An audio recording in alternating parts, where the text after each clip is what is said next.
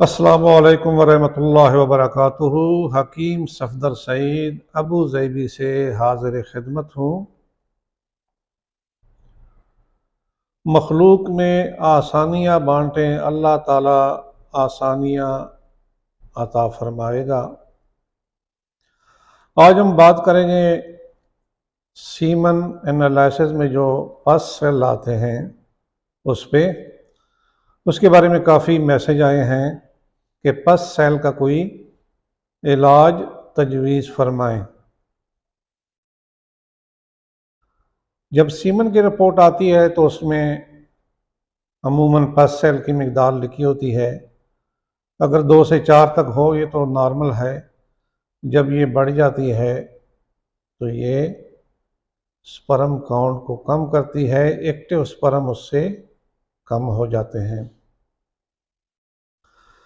पस सेल क्या हैं? जब कहीं पे इन्फेक्शन हो,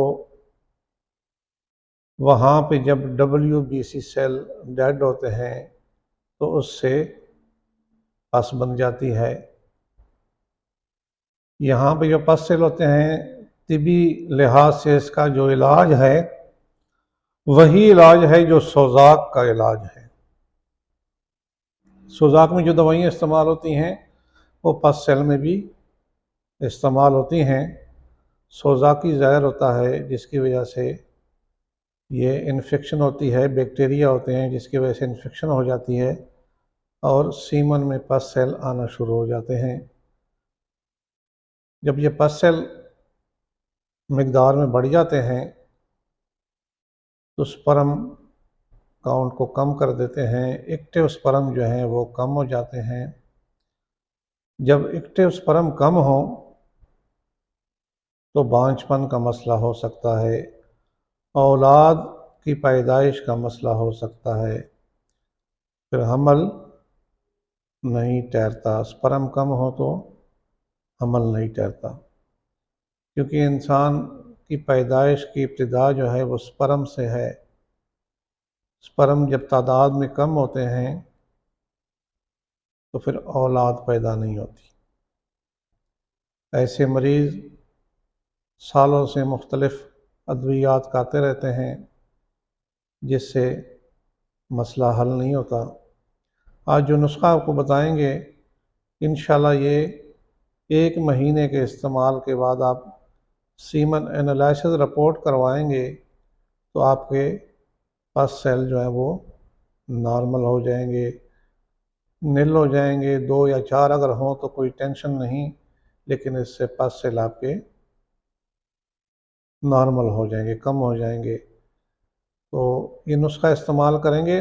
कोशिश करें जब जिनके पस सेलों इलाज करवा रहे हों वो मुरगन ग़िज़ाओं से परहेज़ करें, हैवानी ग़िज़ाओं को कम खाएं जिसमें गोश्त है, अंडे हैं, इस तरह की चीज़ें जो हैं वो कम इस्तेमाल करें। सब्ज़ियों की तरफ ज़्यादा मुतवज्जो हों, सब्ज़ी ज़्यादा इस्तेमाल करें जिसमें कद्दू, तोरी, टिंडा, मूली, गाजर, शलजम, इस तरह की खुराक ज़्यादा इस्तेमाल करें। जब पस सेल कम होना शुरू हो जाएंगे तो स्पर्म की पैदावार बढ़ जाती है। स्पर्म को बढ़ाने के लिए हमारी ये वीडियो है जो लिंक ऊपर नज़र आ रहा है आपको, ये स्पर्म बढ़ाने का मुकम्मल नुस्खा है जिससे स्पर्म की तादाद बढ़ जाती है। जब आपके पस सेल कम हो ये नुस्खा इस्तेमाल करेंगे तो स्पर्म भी बढ़ जाएंगे, क्योंकि पस सेल जब कम हो जाते हैं तो स्पर्म इंशाल्लाह वो दवाई इस्तेमाल करेंगे तो मज़ीद उसमें तेज़ी आ जाएगी। तो नुस्खा बड़ा आसान है। इसमें 2 नुस्खे हैं। एक नुस्खा जो है वो नोट फरमाएं, पहले वाला। इसमें हल्दी है 100 ग्राम, आंवला, खुश्क आंवला होता है, आंवला 100 ग्राम, और दोनों के बराबर जो है वो चीनी।